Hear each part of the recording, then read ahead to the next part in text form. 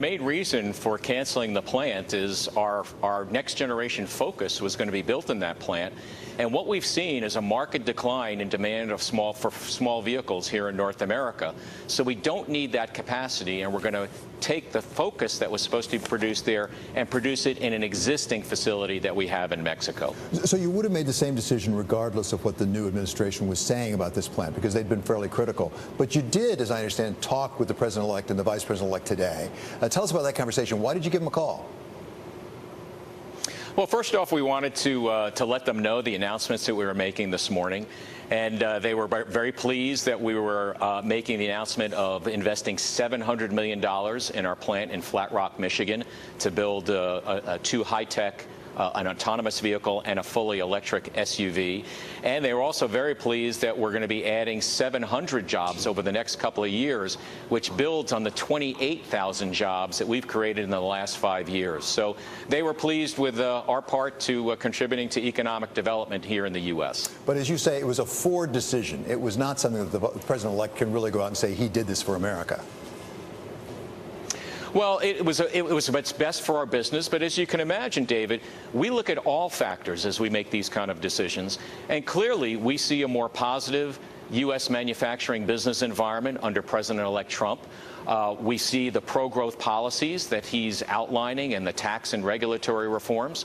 So this is a vote of confidence that he can deliver on those things. Well, and part of the vote of confidence is $700 million that you're investing in Flat Rock, 700 new jobs in Michigan there. If you look at the overall Ford level of employment, will it go up by 700? Yes, overall we'll be adding these 700 jobs, which again adds to the 28,000 that we've created over the last 5 years.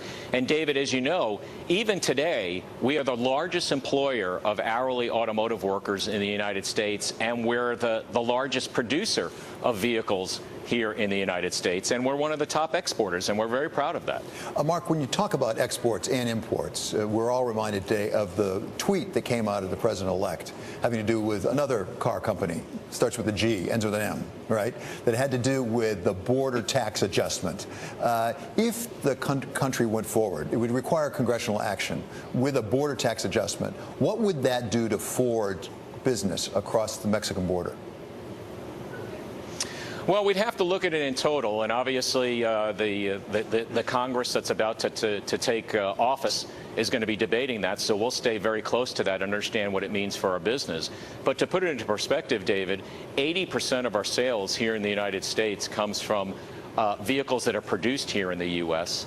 Less than 15% of our sales comes from imports from Mexico, and we're one of the top exporters.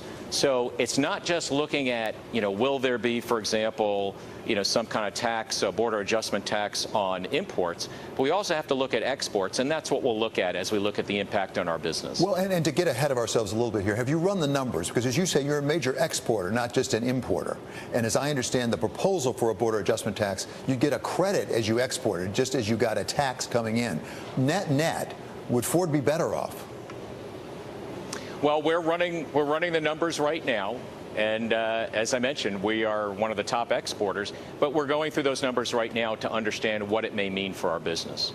Okay, one of the things that you have done by this move and talking with the president-elect is to establish a relationship with his incoming administration. You've given them a gift in some sense. You did it because it was right for your shareholders, a gift nonetheless. What would you like to get back? And did you talk with the president-elect about things like fuel economy, things like currency manipulation, things like tax reform? What do you need at Ford back? Well, we informed the president-elect and the vice president-elect this morning. So, as we look at the business going forward, our priorities, what we'd like to see is very clearly a level playing field for trade in opening markets. We would love to see tax reform. Also, at the same time, regulatory certainty and regulations that are aligned with market realities. Those are the type of things that we would like to see going forward.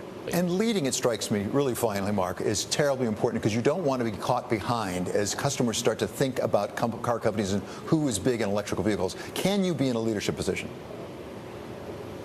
Absolutely. You know, we are the #1 seller of plug-in hybrids here in the United States today, and the #2 seller overall for electrified vehicles. So we want to build on that. You can see that through our announcements today. And keep in mind, we only talked about 7 of the 13 electrified vehicles that are coming, so there's more to come.